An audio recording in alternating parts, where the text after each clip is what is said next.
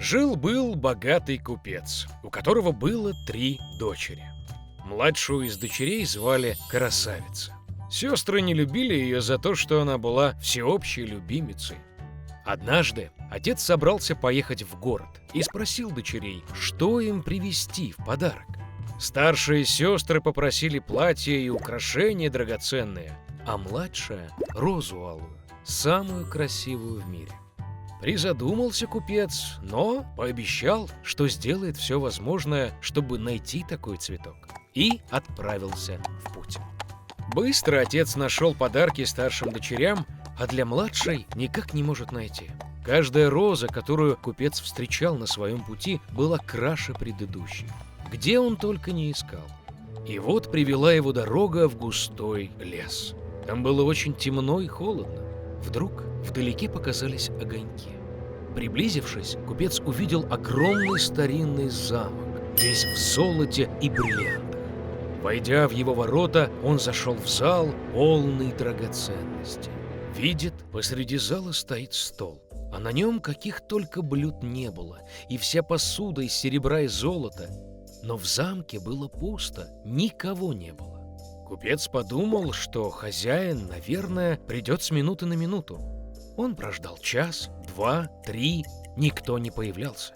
Не выдержал купец и сел за стол. Наевшись от пуза, старик отправился в путь. Проезжая по аллее, купец увидел розовый куст небывалой красоты и вспомнил о просьбе младшей дочери.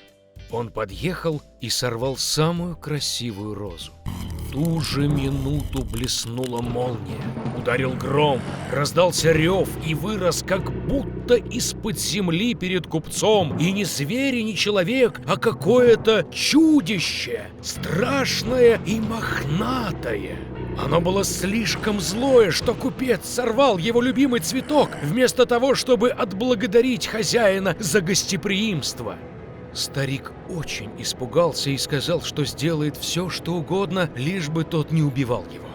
За такой проступок чудовище согласилось взять в жены одну из его дочерей, но только ту, которая сама захочет приехать из любви к отцу. А если ни одна не приедет, то смерть купцу. Погоревал старик и решил поехать домой, попрощаться со своими дочерями. Не хотел он ни одну из них отдавать за лютого зверя. Сел на коня и отправился домой. Встретив детей, он отдал всем подарки и рассказал про свои приключения. Старшие сестры накинулись на младшую, мол, это она во всем виновата. Заказала паршивый цветок, за который отец теперь должен расплачиваться жизнью. На что красавица ответила, что с радостью поедет к зверю вместо отца. И вот на следующий день красавица отправилась в путь. Лошадь быстро сама нашла обратный путь к замку.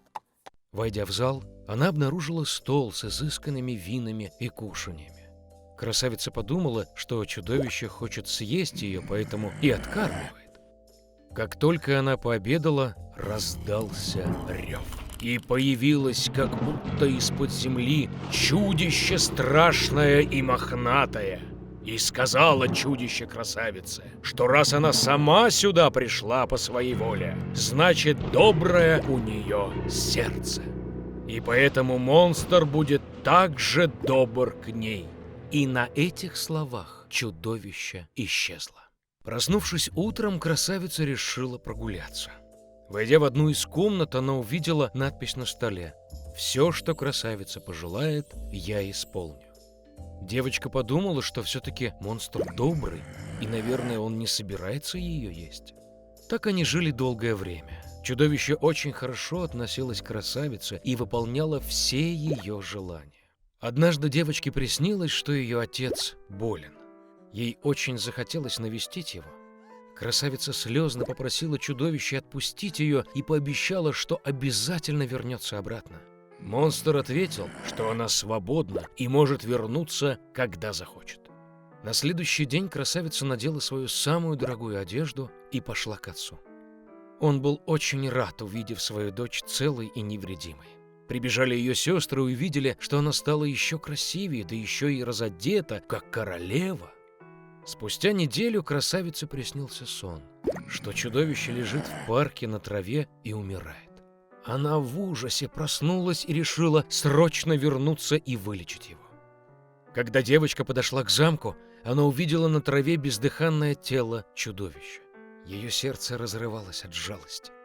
Красавица кинулась к нему со слезами и поцеловала его. И в ту же минуту блеснула молния, ударил гром, весь замок озарился ярким светом, и всюду заиграла музыка. Чудовище исчезло, а вместо него на траве лежал прелестнейший принц. Он рассказал красавице, что эта злая фея заколдовала его и превратила в монстра до тех пор, пока молодая красивая девушка не полюбит его и не захочет выйти замуж. Красавица подала ему руку, и они отправились в замок. На следующий день красавица с принцем обвенчались и зажили долго и счастливо. Вот так доброе сердце может разрушить злые чары.